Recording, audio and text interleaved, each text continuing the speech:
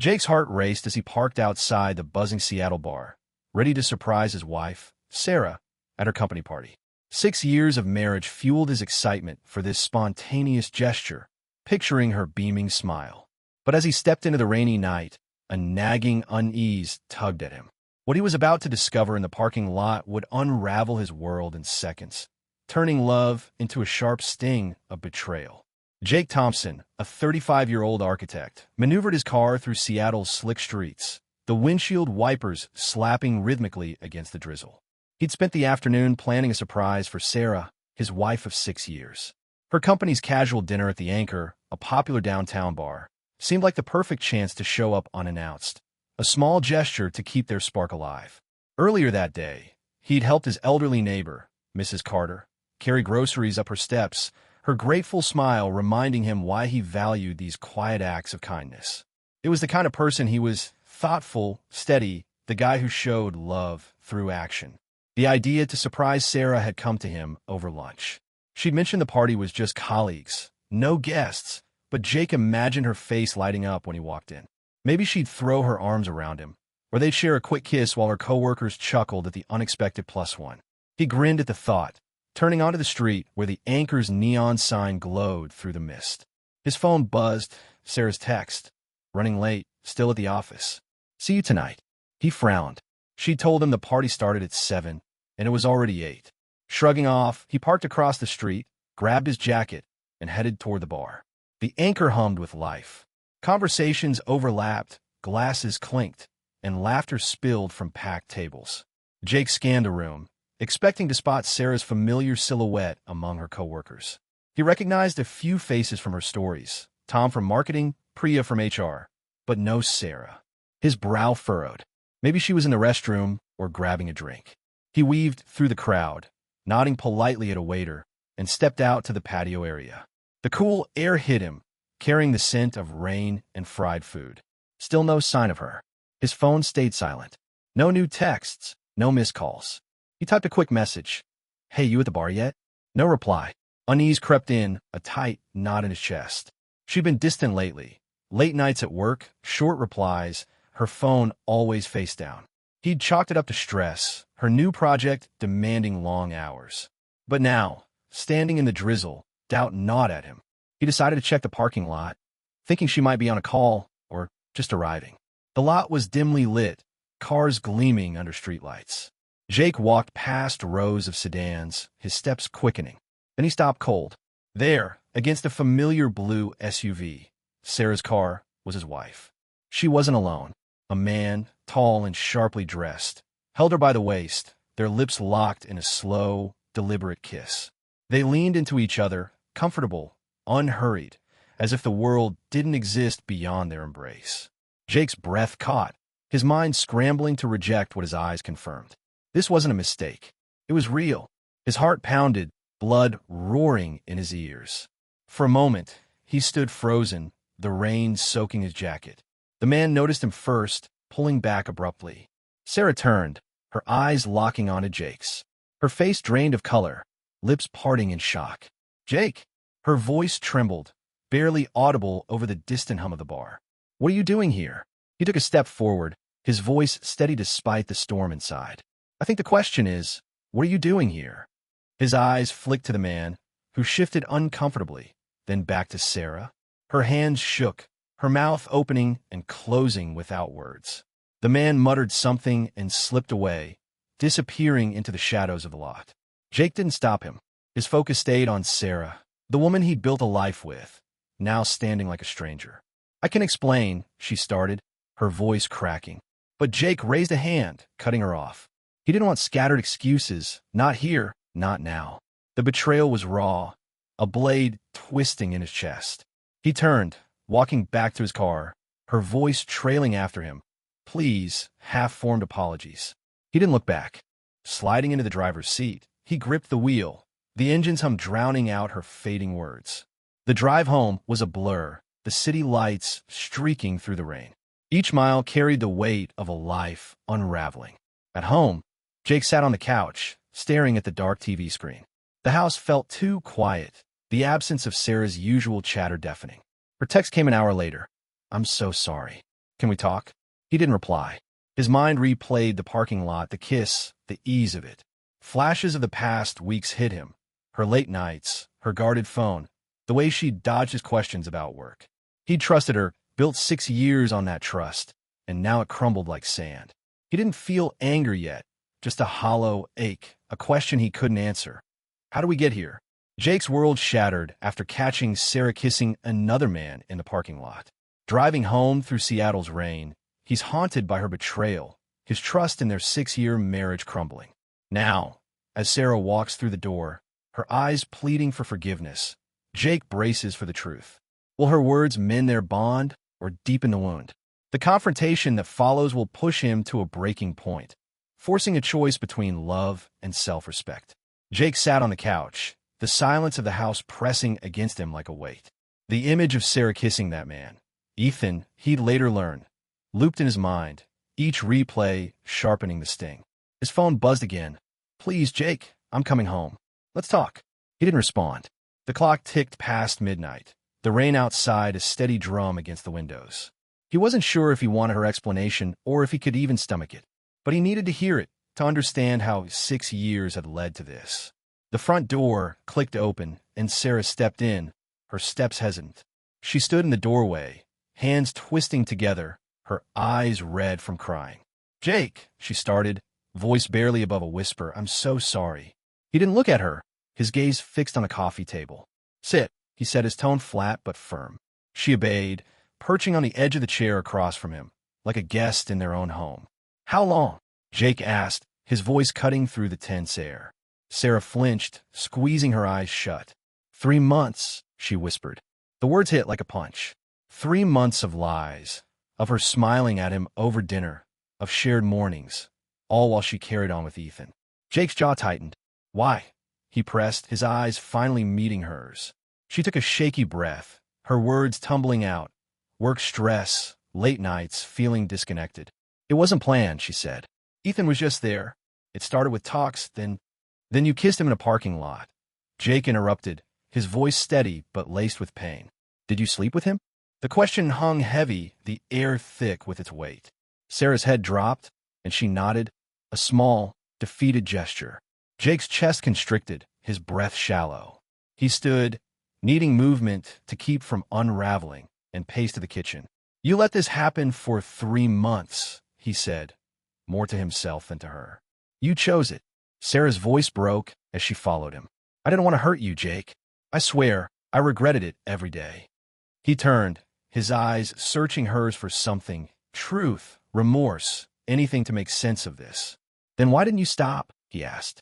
She had no answer, only tears. Her excuses, loneliness, work pressure, their fading connection, felt hollow. Jake had been busy too, juggling deadlines, yet he'd never crossed that line. You could have talked to me, he said. Instead, you lied. The room fell silent, the weight of her betrayal settling between them. Sarah reached for his hand, but he pulled back.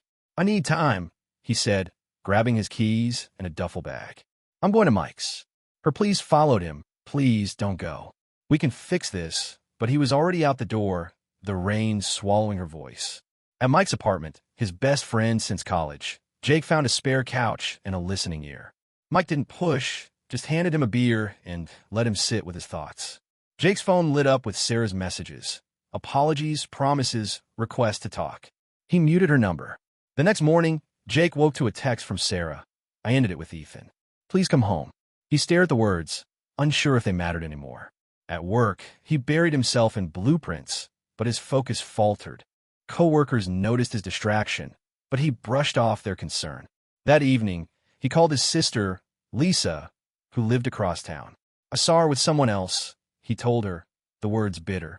Lisa urged him to protect himself, to consider what he deserved. You're not the one who broke this, she said.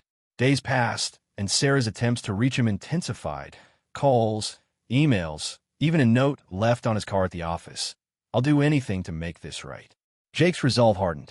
He met with a divorce lawyer, a quiet man named Greg who laid out his options with calm precision. You've got grounds for infidelity, Greg said, but it's your call how you want to proceed. Jake nodded, the idea of divorce both terrifying and liberating.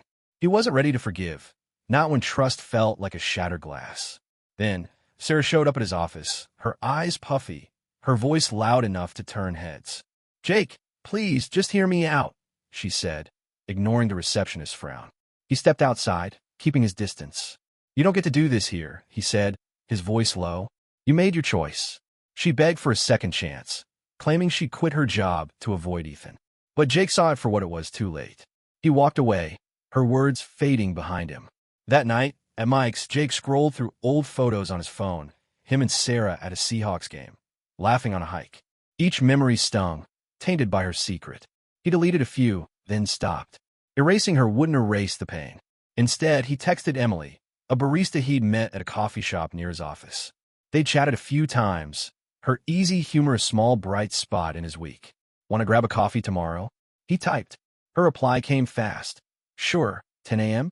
For the first time in days, Jake felt a flicker of hope. But the next morning, as he left for work, he found a folded note tucked under his car's wiper. "I'm not giving up on us." No signature, but he knew Sarah's handwriting.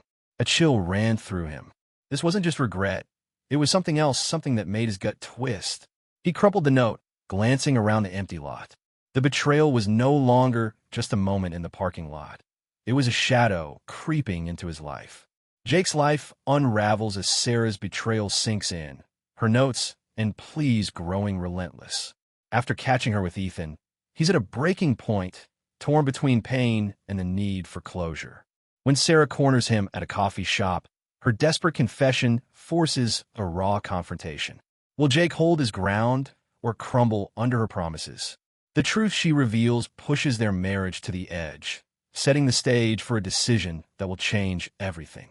Jake's days blurred into a haze of work and sleepless nights at Mike's apartment. The crumpled note from Sarah, left on his car, burned in his mind, a reminder that her regret was turning into something unsettling. He muted her calls, but her texts kept coming. "I ended it with Ethan. I'm changing. Please, Jake." Each message felt like a tug on a wound that hadn't healed. He wanted to move forward, but her persistence kept pulling him back. Coffee with Emily, the barista who'd become a quiet anchor, was his one respite. Their chats, light and unforced, gave him a glimpse of life beyond the chaos. That morning, Jake met Emily at Brew and Bean, a cozy spot near his office. She slid into the booth across from him, her easy smile cutting through his tension. "Rough week?" she asked, stirring her latte. Jake nodded, keeping it vague. "Just navigating some stuff." He didn't want to unload his mess on her. Not yet. They talked about her favorite books, his latest project, the Seahawks' chances this season. For an hour, he felt normal, like the Jake he used to be. Then the door chimed, and his stomach dropped. Sarah stood there, scanning the room until her eyes locked on him. She approached, her steps quick, purposeful.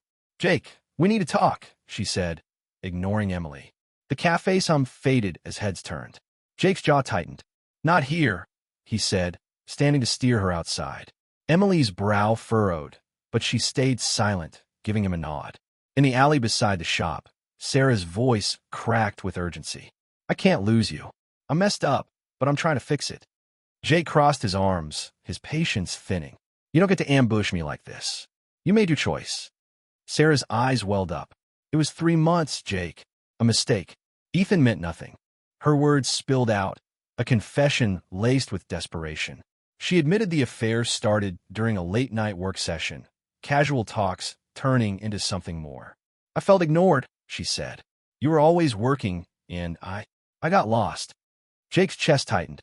He'd been busy, sure, but he'd never shut her out. "So you lie to my face every day?" he asked, his voice low, controlled. "You slept with him, Sarah, for months." She nodded, tears streaming. "I ended it the night you saw us. I told Ethan it was over." Jake shook his head, unconvinced. "Then why the notes? Showing up at my work? You're not letting go, you're clinging." Sarah's hands shook as she reached for him, but he stepped back. "I love you," she pleaded. "I'll quit my job, go to therapy, anything." Jake's resolve wavered for a moment, 6 years of memories flashing by, but the image of her with Ethan anchored him. "Love doesn't lie," he said. "I don't trust you anymore." He turned to leave, but Sarah grabbed his arm. "Please, Jake, don't walk away." Her voice drew stares from passersby. He pulled free, his tone final. "Go home, Sarah. We're done." Back inside, Emily waited, her expression cautious. "You okay?" she asked. Jake exhaled, nodding. "Yeah, just closing a chapter." He didn't elaborate, and she didn't pry. They finished their coffee, but the ease was gone. Sarah's shadow lingered. That evening, Jake met with his lawyer, Greg, to push the divorce forward. "She's not stable," Jake said, recounting the cafe scene and the notes. Greg jotted notes, his face serious. "Document everything. If she keeps crossing lines, we can escalate." Jake agreed, but the thought of legal battles exhausted him. At Mike's, he tossed and turned, replaying Sarah's confession. Her excuses, feeling ignored, lost, rang hollow against her choices. He'd given her his trust, and she'd traded it for a fling. The next day, Jake found another note on his car. "I'll wait for you." His unease grew into alarm. He snapped a photo and sent it to Greg, who advised filing a police report. "It's harassment," Greg said. "Protect yourself."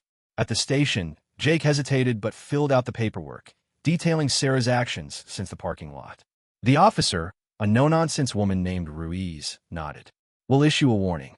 If she violates it, call us." Jake left, the report feeling like both a shield and a weight. He met Emily for a walk along the waterfront, needing air. "Sarah's not stopping," he admitted, sharing just enough. Emily listened, her calm grounding him. "You don't deserve this," she said. "You're allowed to move on." Her words stuck. For the first time, Jake saw a path forward, not just away from Sarah, but toward something new. But that night, his phone pinged with an unknown number. "You can't replace me." No name, but he knew. Sarah wasn't just desperate. She was spiraling. Jake's fear sharpened. He checked his car locks twice, scanned the street before leaving Mike's. The betrayal had been a wound. Now it was a threat. He called Greg the next morning. "I want a restraining order," he said. The decision felt like cutting a final tie, but it was necessary. Sarah's obsession wasn't love. It was control, and Jake was done letting it cage him. Jake thought the restraining order would stop Sarah's harassment, but her cryptic texts and relentless pursuit prove otherwise. As he builds a cautious connection with Emily, Sarah's actions escalate, threatening his fragile peace. When she crosses a dangerous line, Jake and Emily face a chilling reality. Her obsession is no longer just emotional. It's a looming danger. Will they outmaneuver her, or will Sarah's desperation destroy their chance at a new beginning? Jake's life had become a balancing act, trying to rebuild while dodging Sarah's shadow. The restraining order, filed after her cafe ambush and unsettling notes, was supposed to draw a line. For a few days, it seemed to work. His phone stayed quiet. No new messages from unknown numbers. He focused on work, sketching designs with a precision that kept his mind occupied. Emily, the barista who'd become a steady presence, offered a spark of hope. Their walks along Seattle's waterfront grew longer, conversations deeper, touching on dreams and fears without pressing for more than either was ready to give. But the calm was fleeting. One morning, Jake found his car's side mirror cracked, a single daisy tucked under the wiper. His pulse quickened. Sarah used to wear daisies in her hair on their summer hikes. He photographed the damage and sent it to his lawyer, Greg, who urged him to report it. At the police station, Officer Ruiz reviewed the evidence, her expression grim. "This violates the order," she said. "We'll bring her in for questioning." Jake nodded, but unease gnawed at him. Sarah wasn't just clinging to the past. She was taunting him. He met Emily for coffee that afternoon, sharing the incident. Her eyes widened, but she stayed calm.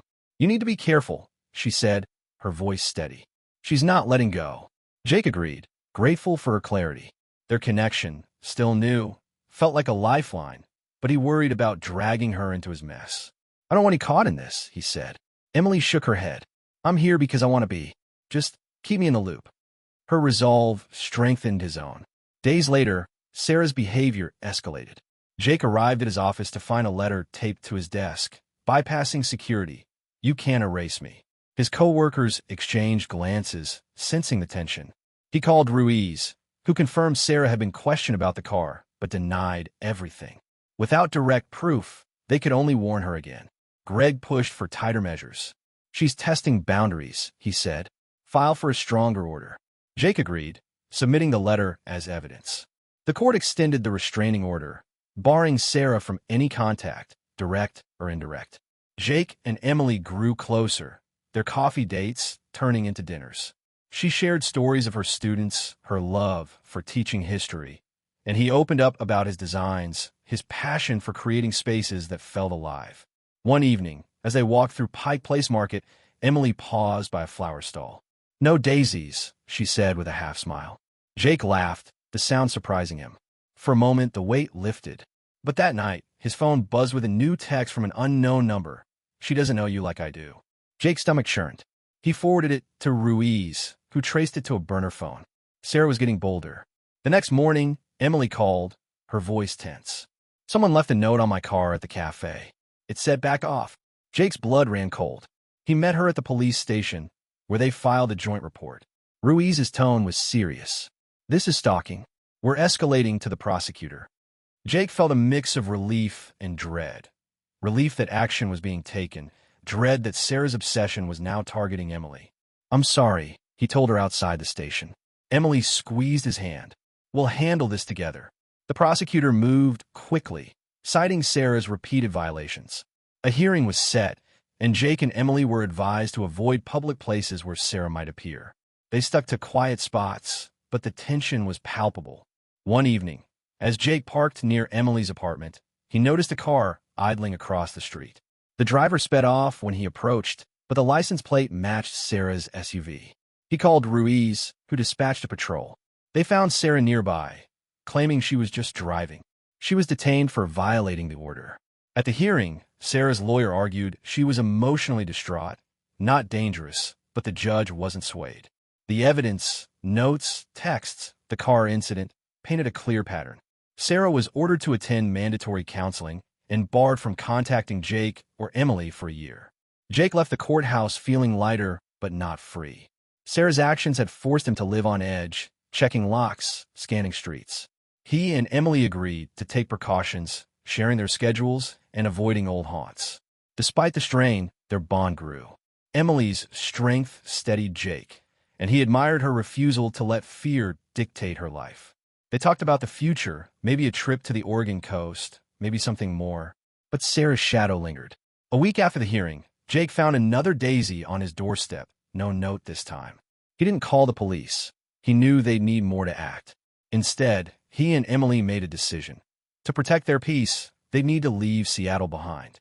Jake and Emily thought moving to Portland would end Sarah's relentless pursuit, but a chilling message on Emily's car shatters their fragile peace. As Sarah's obsession spirals, defying court orders, Jake faces a final test. Protect their new life or be consumed by her chaos. With justice closing in, will they break free from her shadow and find true freedom, or will her actions haunt them forever? Jake and Emily's decision to leave Seattle was a leap toward safety. The daisy on his doorstep, left after Sarah's court-ordered counseling, was the final push. Portland offered a fresh start. New jobs, new routines, a chance to breathe without looking over their shoulders. Jake landed a role at a small architecture firm, his designs finding purpose in the city's eclectic skyline. Emily opened a bookstore, her love for history filling shelves with stories. They settled into a quiet apartment, cautious but hopeful, determined to leave Sarah's shadow behind. The move felt like a release. They walked Portland streets, explored food carts, and laughed over coffee without scanning for familiar cars.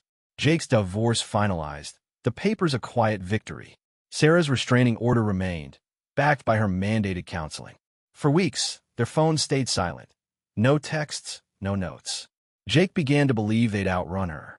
Emily's bookstore, the Page Haven, became their sanctuary, where they'd steal moments between her shifts, planning a future untainted by the past. But Sarah's obsession hadn't faded. One evening, Emily found a note on her car outside the bookstore. "You'll never replace me." The words, scrawled in Sarah's familiar handwriting, sent a chill through her. Jake, working late, rushed to meet her at the police station. Officer Ruiz, now familiar with the case, reviewed the note and security footage, which caught a figure matching Sarah's build. "She's violated the order again," Ruiz said. "We're issuing a warrant." Jake's relief was tempered by frustration. Why wouldn't she stop? The police arrested Sarah the next day, caught lingering near Jake's new office. She claimed she only wanted closure, but the judge saw through her excuses. Her pattern, notes, appearances, defiance of court orders, led to a harsher ruling. 6 months in custody with mandatory psychiatric evaluation. The prosecutor argued she posed a risk, citing her escalation despite warnings. Sarah's lawyer pleaded emotional distress, but the evidence was undeniable. Jake attended the hearing, watching silently as she was led away, her eyes searching for him. He felt no satisfaction, only a hollow relief. Back in Portland, Jake and Emily rebuilt with cautious optimism. They reported any oddity, a strange car idling, an unsigned postcard, to the local police, who coordinated with Seattle authorities. The restraining order was extended indefinitely, and Sarah's custody ensured distance. Jake threw himself into work, his designs earning praise. Emily's bookstore thrived, hosting local authors and drawing a loyal crowd. Their evenings were spent cooking simple meals, sharing stories, and planning a trip to the Oregon coast. Each step forward felt like reclaiming stolen ground. One afternoon, a package arrived at the bookstore, a children's book about resilience, sent by one of Emily's students from Seattle. Tucked inside was a drawing of Jake and Emily smiling under a tree. The gesture, innocent and heartfelt, hit Jake hard. He realized how far they'd come, from fear to this quiet joy. That night, over dinner, Emily asked, "Do you ever think about her?" Jake paused, then shook his head. "Not like before. She's a lesson, not my life." Emily nodded, her hand finding his. Sarah's sentence brought clarity. Her obsession, once masked as love, was a clinical issue, now under professional care. Jake learned through his lawyer that she'd begun therapy, her family stepping in to support her recovery. He didn't wish her harm, but her actions had consequences. The legal system, slow but steady, held her accountable, protecting Jake and Emily's right to peace. They embraced their new life, refusing to let fear dictate their choices. Months later, Jake proposed to Emily during a hike in Forest Park. The ring simple, but chosen with care. She said yes, her laugh echoing through the trees. They married in a small ceremony, surrounded by new friends and Emily's family. Portland became home, its rhythms soothing the scars of Seattle. Jake's designs shaped the city, while Emily's bookstore became a community hub. They didn't forget Sarah, but her memory no longer held power. Justice had prevailed, not through vengeance, but through boundaries and resilience. Their daughter, born a year later, brought a new kind of light. Holding her, Jake felt the weight of his journey transform into purpose. Sarah's chaos had tested him, but also led him here to a life built on trust, not lies. He and Emily chose to live fully, their love a quiet triumph over the past.